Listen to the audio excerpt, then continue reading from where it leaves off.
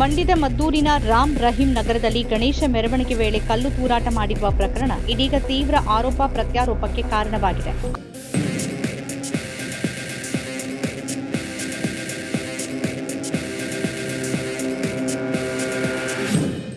Hello hi ಎಲ್ರಿಗೂ ನಮಸ್ಕಾರ. Welcome back to Janata agent. Thumbnail ನೋಡಿದರೆ ಗೊತ್ತಾಗುತ್ತೆ, ಏನೋ ಒಂದು ಕಂಟೆಂಟ್ ಚೇಂಜ್ ಆಗಿರೋ ಥರ ನಿಮಗೂ ಕೂಡ ಅನಿಸ್ಬೋದು. ನನಗೂ ಖಂಡಿತ ಈ ಒಂದು ಮ್ಯಾಟ್ರನ್ನು ಮಾತಾಡೋಕ್ಕೆ ಇಷ್ಟನೇ ಇರಲಿಲ್ಲ, ಒಂಚೂರು ಇಷ್ಟನೂ ಇರಲಿಲ್ಲ. ಮೊದಲೇ ಹೇಳ್ತಾ ಇದ್ದೇನೆ, ಯಾಕಂತಂದರೆ ನನ್ನ ಆ ಒಂದು ಕಾನ್ಸೆಪ್ಟ್ ಏನಿದೆ ಅದು ಯಾವತ್ತೂ ಈ ಒಂದು ವಿಚಾರಗಳು ಅಲ್ವೇ ಅಲ್ಲ. ನಾನು ಸ್ಪಷ್ಟವಾಗಿ ಎಲ್ರಿಗೂ ಹೇಳಿದ್ದೆ, ನಾನು ಏನಿದ್ರು ಮಹಿಳೆಯರ ಮೇಲೆ ಏನು ಶೋಷಣೆ ಆಗುತ್ತೆ ಅದು ಎಲ್ಲೇ ನಡಗಲಿ ಆ ಒಂದು ವಿಚಾರದಲ್ಲಿ ನಾನು ಧ್ವನಿ ಎತ್ತುವಂತಹ ಪ್ರಯತ್ನವನ್ನು ಮಾಡ್ತೇನೆ ಅಂತ. ಆದರೆ ನೆನ್ನೆ ಹಾಕಿದಂತಹ ಎಲ್ಲ ವಿಡಿಯೋಗಳ ಕಮೆಂಟ್ ಬಾಕ್ಸ್ನಲ್ಲಿ ಮಂಡ್ಯ ಮಧೂರು ವಿಚಾರ ಪ್ರಸ್ತಾಪ ಆಗುತ್ತೆ, ನೀವು ಮಾತಾಡಬೇಕು ಅನ್ನುವಂತಹ ಧ್ವನಿಯಲ್ಲಿ ಕೇಳುತ್ತೆ. ಸೊ ಅದಕ್ಕಾಗಿ ಈ ಒಂದು ವಿಚಾರದಲ್ಲಿ ನಾನು ಸಣ್ಣ ಮಟ್ಟದ ಧ್ವನಿ ಆಗ್ತಾ ಇದ್ದೇನೆ. ಯಾವುದನ್ನು ವಿರೋಧನೂ ಮಾಡೋದಿಲ್ಲ, ಯಾವುದನ್ನು ಪರನೂ ಮಾಡೋದಿಲ್ಲ. ಮಂಡ್ಯ ಅಂದರೆ ಸಕ್ಕರೆ ನಗರ, ಶುಗರ್ ಟೌನ್ ಅಂತ ಕರೀತಾರೆ.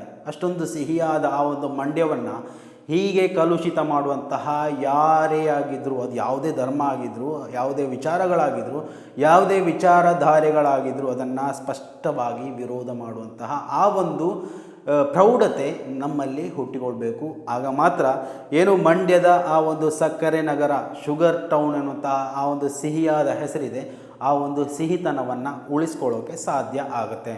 ಸೊ ಈ ಒಂದು ವಿಚಾರದ ಬಗ್ಗೆ ಮಾತಾಡ್ತಾ ಬರೋಣ. ಏನು ಇವಾಗ ಚೌತಿ, ಗಣೇಶ ಹಬ್ಬ, ಆಮೇಲೆ ಈದ್ ಮಿಲಾದ್ ಎರಡು ಒಟ್ಟೊಟ್ಟಿಗೆ ನಡೀತಾ ಇದೆ. ಎಲ್ಲ ವರ್ಷವೂ ಇದೇ ರೀತಿ ನಡೆಯುತ್ತೆ.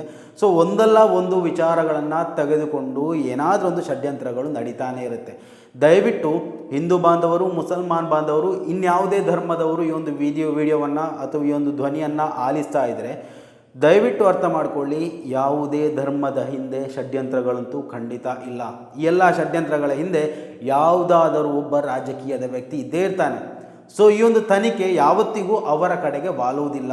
ಇಲ್ಲಿ ಯಾರು ಕಲ್ಲು ಹೊಡೆದ್ರು, ಯಾರು ಬಾಟಲ್ ಹೊಡೆದ್ರು ಅವರನ್ನು ಅರೆಸ್ಟ್ ಮಾಡ್ತಾರೆ ಹೊರತು ಇಲ್ಲಿ ಲಾಠಿ ಚಾರ್ಜ್ ಆಗೋದು ಕೂಡ ನಮ್ಮಗಳ ಮೇಲೆ ಹೊರತು ಯಾವುದೇ ರಾಜಕಾರಣಿಗಳ ಮೇಲೆ ಲಾಠಿ ಚಾರ್ಜ್ ಆಗೋದಿಲ್ಲ ಎನ್ನುವಂತಹ ಈ ಒಂದು ವಿಚಾರವನ್ನು ತಿಳ್ಕೊಳ್ಳಿ.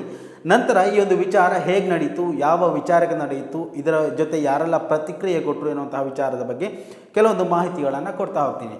ಮಂಡ್ಯದ ಮಧೂರು ಗ್ರಾಮದ ರಾಮ್ ರಹೀಂ ನಗರ, ಹೆಸರೇ ನೋಡಿ, ರಾಮ್ ರಹೀಮ ಅಂದರೆ ಇಲ್ಲಿ ಹಿಂದೂ ಮುಸ್ಲಿಂ ಭಾವೈಕ್ಯತೆಯನ್ನು ಸೂಚಿಸುವಂತಹ ಒಂದು ಹೆಸರು. ರಾಮ್ ರಹೀಂ ನಗರದಲ್ಲಿ ಏನೋ ಒಂದು ಉದ್ವಿಗ್ನತೆ ಸೃಷ್ಟಿ ಮಾಡುವಂತಹ ದೊಡ್ಡ ಷಡ್ಯಂತ್ರವೇ ನಡೆದಿರಬಹುದು. ನಡೆಯದೆ ಈ ರಾಮ್ ರಹೀಂ ನಗರವನ್ನು ಕಲುಷಿತ ಮಾಡೋಕ್ಕೆ ಯಾರಿಂದಾನೂ ಸಾಧ್ಯ ಆಗ್ತಾ ಇರಲಿಲ್ಲ. ನೋಡಿ, ನೀವೇ ನಿಮ್ಮ ಎದೆ ಮೇಲೆ ಕೈ ಇಟ್ಟು ಕೇಳ್ಕೊಳ್ಳಿ, ಮಂಡ್ಯದ ಜನತೆ, ಮಧೂರಿನ ಜನತೆ, ರಾಮ್ ರಹೀಂ ನಗರದ ಜನತೆ ಕೇಳ್ಕೊಳ್ಳಿ. ನಿಮ್ಮ ಆ ಒಂದು ಸಹಬಾಳ್ವೆ, ನಿಮ್ಮ ಭಾವೈಕ್ಯತೆ ಏನು ಒಂದೇ ಒಂದು ರಾತ್ರಿ ಆ ಒಂದು ಮಸೀದಿಯ ಮುಂದೆ ಇರ್ಬೋದು, ದೇವಸ್ಥಾನದ ಮುಂದೆ ಇರ್ಬೋದು, ಹೋಗೇ ಬಿಡ್ತಾ? ಆ ಒಂದು ಸಹಬಾಳ್ವೆ ಮಸೀದಿ ಮುಂದೆ ಬರುವಾಗ ಅಥವಾ ನೀವು ದೇವಸ್ಥಾನದ ಮುಂದೆ ರ್ಯಾಲಿ ಬರುವಾಗ ಆ ಒಂದು ಸಹಬಾಳ್ವೆ ಎನ್ನುವುದು ಎಲ್ಲಿ ಹೋಯಿತು? ಅಥವಾ ನಿಮ್ಮ ಜೊತೆ ಸೇರಿದಂತಹ ಕೆಲವೊಂದು ಷಡ್ಯಂತ್ರಗಳು ಇವುಗಳನ್ನು ಸೃಷ್ಟಿ ಮಾಡ್ತಾ ಇದೆಯಾ?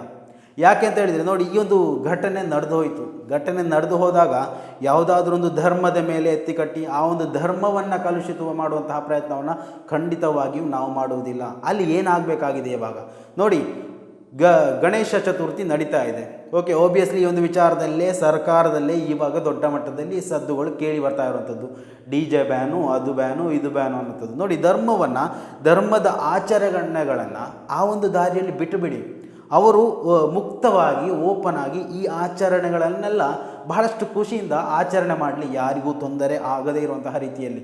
ಇನ್ನು ಈದ್ ಮಿಲಾದ್ ಇರಲಿ ಅಥವಾ ಇನ್ನಿತರ ವಿಚಾರಗಳೇ ಇರಲಿ, ಅವರ ಧರ್ಮ ಯಾವ ರೀತಿಯಲ್ಲಿ ಹೇಳುತ್ತೆ ಆ ರೀತಿಯಲ್ಲಿ ಆಚರಣೆ ಮಾಡೋಕ್ಕೆ ಅವಕಾಶ ಮಾಡಿಕೊಡಿ. ಈ ಒಂದು ಅವಕಾಶ ಮಾಡಿಕೊಡೋ ಕಾರಣದಿಂದ ಯಾವತ್ತೂ ಈ ಒಂದು ಷಡ್ಯಂತ್ರಗಳು ಇದು ಆಗೋದಿಲ್ಲ. ನೋಡಿ, DJ ಬ್ಯಾನ್ ಮಾಡಿದಾಗ ಏನಾಯಿತು ಅಂತ ಹೇಳಿದರೆ ನೋಡಿ, ಏನು ಕರ್ಕಶ ಸೌಂಡ್ ಬರುತ್ತೆ, ಆಮೇಲೆ ಇಶ್ಯೂ ಆಗುತ್ತೆ ಅಂತೇಳಿ.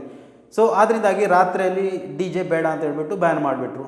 DJ ಬ್ಯಾನ್ ಆಯಿತು ಅಂತ ಹಲವು BJP ನಾಯಕರುಗಳು ಈ ಒಂದು ವಿಚಾರದಲ್ಲಿ ಮುಗಿಬೀಳ್ತಾ ಇದ್ರು ಸರ್ಕಾರವನ್ನು. ಇದು ಯಾವುದು ರಾಜ್ಯ ಸರ್ಕಾರ ತಂದಂತಹ ನಿಯಮ ಖಂಡಿತ ಅಲ್ಲ, ಇದು ಭಾರತದ ಕಾನೂನು ಸಂಹಿತೆ ತಂದಂತಹ ವಿಚಾರ. DJ ಶಬ್ದ ಮಾಲಿನ್ಯ ಆಗುತ್ತೆ, ಅದನ್ನು ಬ್ಯಾನ್ ಮಾಡಬೇಕು ಅನ್ನೋಂಥದ್ದು. ಸೊ ಇದೇ ಕಾರಣಕ್ಕೆ ದೇವಸ್ಥಾನಗಳಲ್ಲಿ ಮೊಳಗುವಂತಹ ಗಂಟೆಗಳನ್ನು ಅಥವಾ ಆಜಾನ್ ಮೂಲಕ ಬರುವಂತಹ ಧ್ವನಿಗಳನ್ನು ನೀವು ನಿರ್ನಾಮ ಮಾಡಬೇಕು ಅಂತ ಹೇಳೋದ್ರಲ್ಲಿ ಅರ್ಥ ಇಲ್ಲ. ಬೆಳಗಿನ ಜಾವ ಏನು ಪೂಜೆ ಪುರಸ್ಕಾರಗಳಾಗುತ್ತೆ, ಆಜಾನ್ ಆಗುತ್ತೆ, ಅಥವಾ ಏನು ಕ್ರೈಸ್ತ ಮಂದಿರಗಳಲ್ಲಿ ಗಂಟೆಗಳನ್ನು ಬಾರಿಸಲಾಗುತ್ತೆ. ಇವೆಲ್ಲವೂ ಯಾವತ್ತೂ ಯಾವ ಜನರಿಗೂ ಕರ್ಕಶವಾಗಿ ತೋಚೋದೇ ಇಲ್ಲ. ಇದನ್ನು ನಾವು ಯಾವತ್ತೂ ಕರ್ಕಶ ಅಂತ ಹೇಳಲೇಬಾರ್ದು. ಇದನ್ನು ಸೇರಿಸಿಕೊಂಡು ಒಂದಾಗಿ ನಾವು ಹೋಗುವಾಗಲೇ ಅದು ಒಂದು ಜೀವನ ಅಂತ ಇರುವಂಥದ್ದು. ಸಮಾಜದಲ್ಲಿ ಎಲ್ಲವೂ ಬೇಕು, ಅದು ಬೇಕು ಇದು ಬೇಡ ಅನ್ನುವಂತಹ ಆ ಒಂದು ಪದ್ಧತಿಗಳಿಂದಲೇ ಇಂತಹ ಷಡ್ಯಂತ್ರಗಳು ಹುಟ್ಟಿಕೊಳ್ಳುವಂಥದ್ದು. ಸೊ ಏನು ಆ ಒಂದು ಮಧೂರು ಇದು ರಾಮ್ ರಹೀಮ್ ನಗರದಲ್ಲಿ ಮೆರವಣಿಗೆ ಹೋಗ್ತಾ ಇತ್ತು. ಮೆರವಣಿಗೆ ಹೋಗುವಂಥ ಸಂದರ್ಭದಲ್ಲಿ ಮೇಲ್ಗಡೆಯಿಂದ ಕೆಲವೊಂದು ಜನ ನೋಡ್ತಾ ಇದ್ದರು. ಅದು ಅನ್ಯ ಧರ್ಮೀಯರಾಗಿರಲಿ ಸ್ವಧರ್ಮೀಯರೇ ಆಗಿರಲಿ, ಏನು ಮೆರವಣಿಗೆ ನಡೆಯುವಂಥ ಸಂದರ್ಭದಲ್ಲಿ ಏನೋ ಅಹಿತಕರ ಅಲ್ಲಿ ಘಟನೆಯಲ್ಲಿ ನಡೆದು ಹೋಯಿತು. ಮಸೀದಿಯ ಪಕ್ಕದಲ್ಲಿ ಮೆರವಣಿಗೆ ಸಾಗ್ತಾ ಇರುವಂತಹ ಸಂದರ್ಭದಲ್ಲಿ ನಡೆದಂತಹ ಒಂದು ದುರ್ಘಟನೆ. ಸೊ ಆ ಒಂದು ವಿಚಾರದಲ್ಲಿ ಹಲವು ಮಂದಿಯನ್ನು ಬಂಧನ ಕೂಡ ಮಾಡಲಾಗಿದೆ. ಅವರ ಹೆಸರುಗಳು ಕೂಡ ರಿವೀಲ್ ಆಗಿದೆ. ಕೆಲವು ಹಿಂದೂ ಕಾರ್ಯಕರ್ತರು ಇದ್ದಾರೆ ಅಂತ ಹೇಳ್ತಾರೆ, ಕೆಲವು ಮುಸ್ಲಿಂ ಕಾರ್ಯಕರ್ತರು ಇದ್ದಾರೆ ಅಂತ ಹೇಳ್ತಾರೆ. ಯಾರೇ ಆಗಿರಲಿ, ಇಲ್ಲಿ ತಪ್ಪಿತಸ್ಥರ ವಿರುದ್ಧವಾಗಿ ಕಠಿಣ ಕ್ರಮವನ್ನು ಕೈಗೊಳ್ಳಿ. ಯಾವುದೇ ಮುಲಾಜಿಲ್ಲದೆ, ಯಾವುದೇ ನಿರ್ದಾಕ್ಷಿಣ್ಯವಾಗಿ ಕ್ರಮವನ್ನು ಕೈಗೊಳ್ಳಿ. ಯಾಕಂತ ಕೇಳಿದರೆ ಸಹಬಾಳ್ವೆ ಎನ್ನುವಂಥದ್ದು ಎಲ್ಲಿಯವರೆಗೆ ಸೃಷ್ಟಿಯಾಗೋದಿಲ್ವೋ ಅಲ್ಲಿಯವರೆಗೆ ಇಂತಹ ಕಪಟ ಧರ್ಮದ ಅಧಿಕಾರಿಗಳನ್ನು ನಾವು ಸದೆಬಡಿಲೇಬೇಕು. ಷಡ್ಯಂತ್ರಗಳು ಹೆಚ್ಚಾಗ್ತಾ ಇರೋದೇ ಇಂತಹ ವ್ಯಕ್ತಿಗಳಿಂದ. ಸೊ ಅದರಿಂದಾಗಿ ಯಾರೆಲ್ಲ ಧರ್ಮದ ಪರವಾಗಿ ಖಡ್ಗಗಳನ್ನು, ಬಂದೂಕುಗಳನ್ನು, ಕಲ್ಲುಗಳನ್ನು, ಏನು ಬಾಟಲ್ಗಳನ್ನು ತೆಗಿತಾರೆ, ಎಲ್ಲರನ್ನ ಒದ್ದು ಒಳಗೆ ಹಾಕುವಂತಹ ಕ್ರಮವನ್ನು ಸರ್ಕಾರ ಮಾಡಲೇಬೇಕು.